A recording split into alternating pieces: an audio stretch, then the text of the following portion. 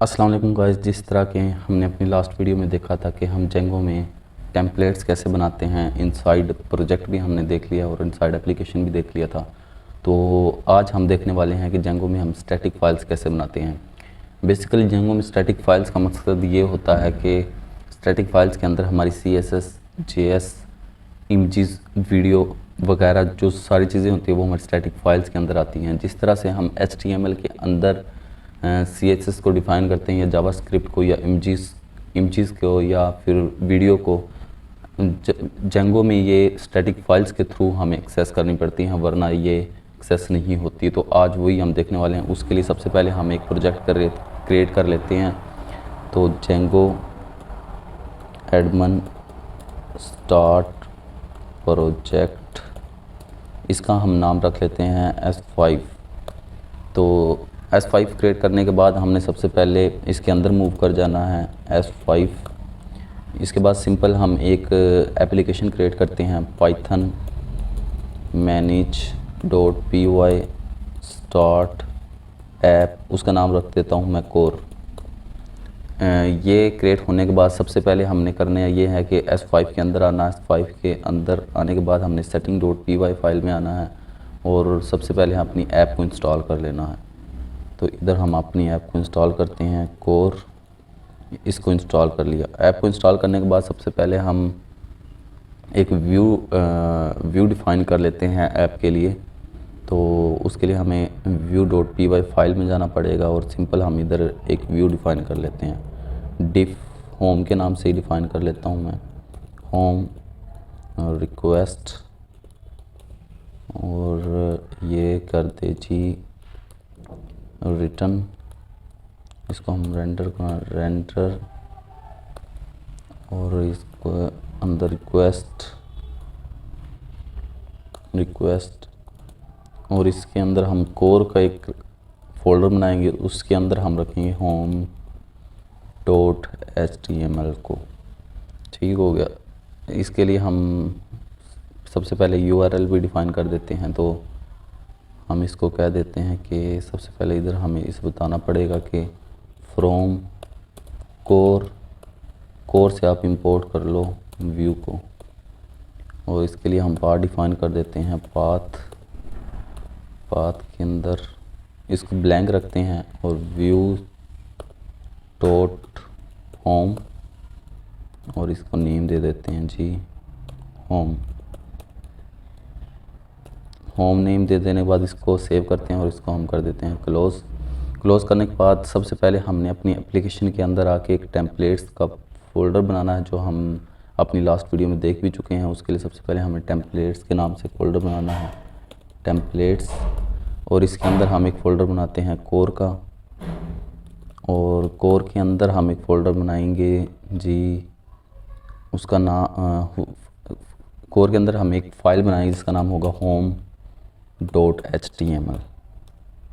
ये बना लेने के बाद इसमें सिंपल सबसे पहले मैं एक जस्ट टेस्ट करके देख लेते हैं कि ये हमारा चल रहा है या नहीं चल रहा।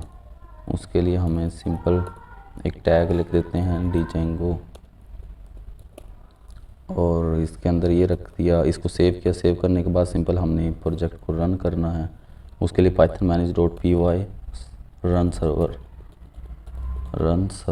रन सर्वर पे क्लिक करने के बाद ये हमारा सर्वर स्टार्ट हो जाएगा, और जस्ट सिंपल हमने इस लिंक को फॉलो करना है, और लिंक को फॉलो करने के बाद हम देखते हैं कि ये हमारा सही तरह से काम कर रहा है या नहीं। ये क्या खुल गया, ये देखेंगे। तो सिंपल हमारा जो टेम्पलेट्स है वो सही तरह से काम कर रहा है। अब हमने देखना कि हम जेंगो में स्टैटिक फाइल किस तरह से बनाएंगे। जिस तरह हम HTML करते थे, HTML में हम सिंपल इमेज का टैग लिखते थे और उसके अंदर इमेज का लिख के उसका जो भी नाम होता था वो नाम लिख के हम इमेज को रेंडर करवा लेते थे। जबकि जेंगो में हम इस तरह से नहीं करते हैं। जेंगो में सबसे पहले हमें स्टैटिक फाइल बनानी पड़ती है। उसके लिए हमें सिंपल अपनी एप्लीकेशन के अंदर जाना है। एप्लीकेशन के अंदर जाने के बाद न्यू फोल्डर पर क्लिक करने के बाद हम कहते हैं जी स्टैटिक नाम से हमने एक फ़ोल्डर बना लिया, और स्टैटिक के अंदर अब हमने जो चीज़ें रखनी हो, फॉर एग्जांपल हमने CSS रखनी है, हमने CSS का एक फ़ोल्डर बना लिया।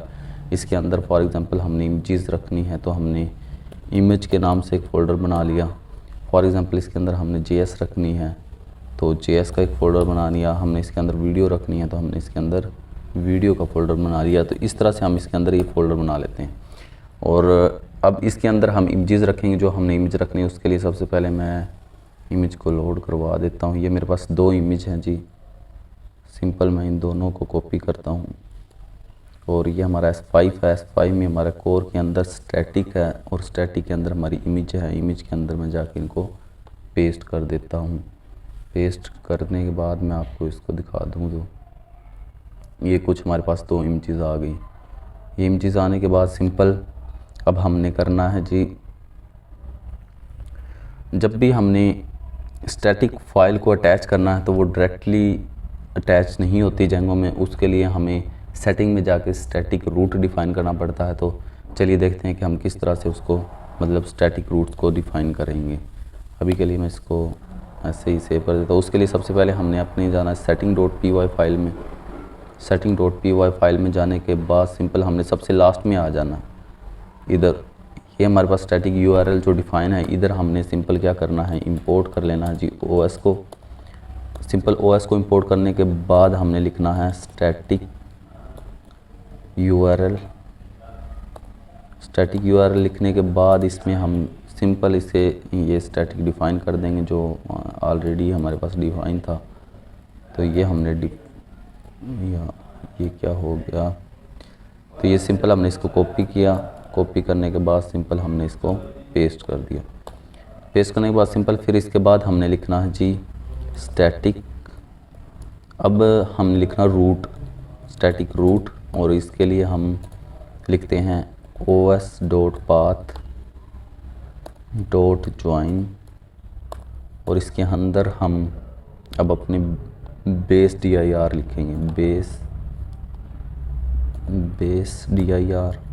बेस dir लिखने के बाद इसके अंदर फिर हमने लिखना है जी स्टैटिक लिख दिया। इसके बाद सिंपल हमने करना है, अब हमने मीडिया रूट को डिफ़ाइन करना। उसके लिए मीडिया और इसका URL और सिंपल हमने इसके अंदर जिस तरह हमने स्टैटिक डिफ़ाइन किया था सेम ऐसे ही हमने इसके अंदर मीडिया को डिफ़ाइन कर देना। तो हम कह देते हैं जी मीडिया, इसको हमने कह दिया जी ये मीडिया। उसके बाद सिंपल हमने मीडिया रूट लिखना होता है। पहले हम जैसे स्टैटिक URL डिफ़ाइन किया उसके अंदर स्टैटिक या फिर स्टैटिक रूट किया, इसी तरह हमने मीडिया URL किया, इसके अंदर हम करेंगे मीडिया रूट। मीडिया इसके अंदर आ जाएगा जी रूट और इसमें सेम वैसे ही हम इसमें कहेंगे जी os.path.join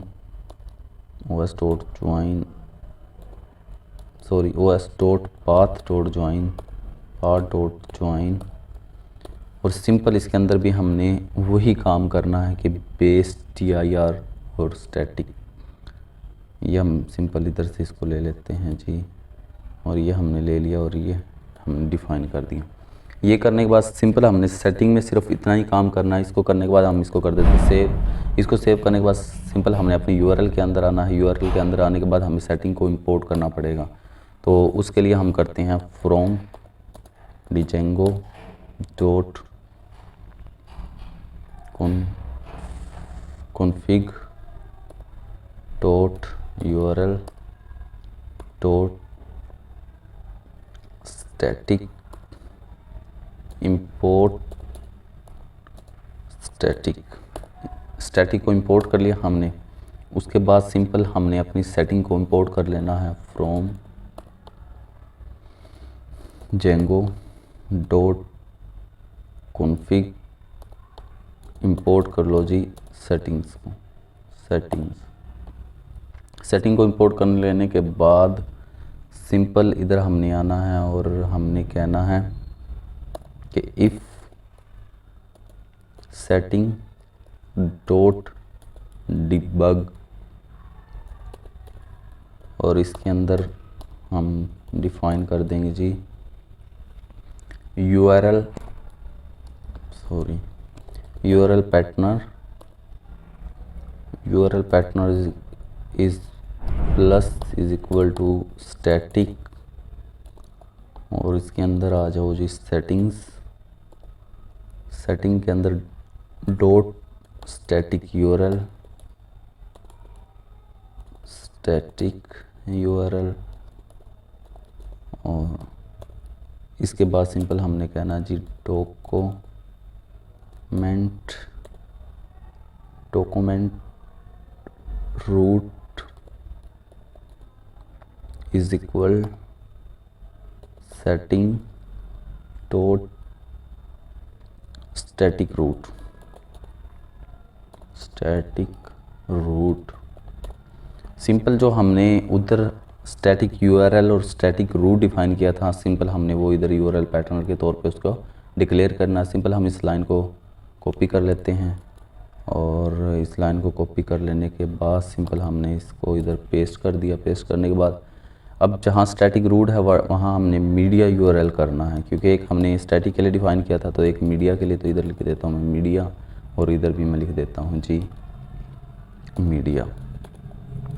ये लिखने के बाद इसको सेव करते हैं। सेव करने के बाद अब हमने सिंपल इधर जाना। इधर जाने के बाद हम एक इमेज का टैग बनाते हैं, और उसके अंदर हम अब स्टैटिक को कुछ इस तरह से हम अब लोड करवाएंगे।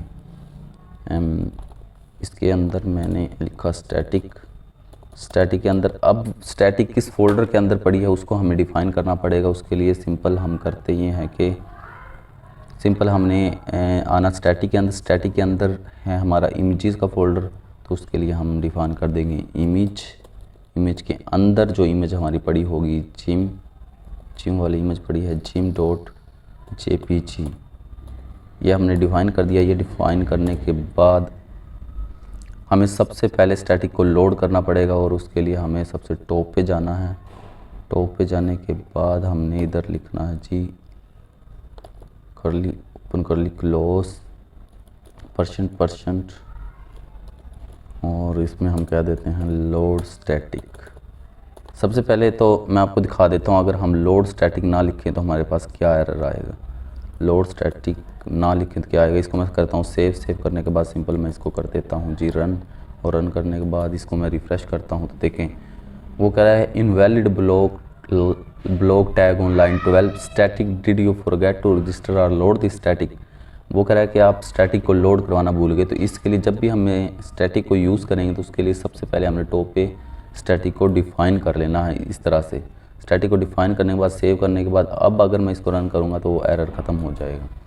वो एरर ख़त्म हो गया तो हमारे पास देखें हमारे पास जो इमेज थी वो आ गई है। मैं ज़रा इसको थोड़ा छोटा करके दिखा देता हूँ आपको।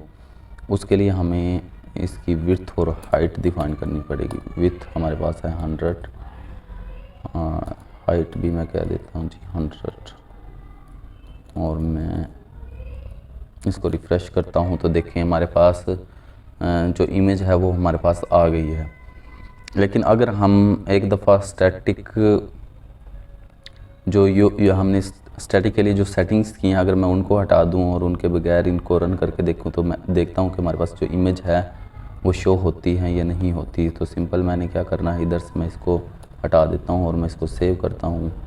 सेव करने के बाद सिंपल मैं दोबारा से रिफ़्रेश करूंगा तो या भी स्टिल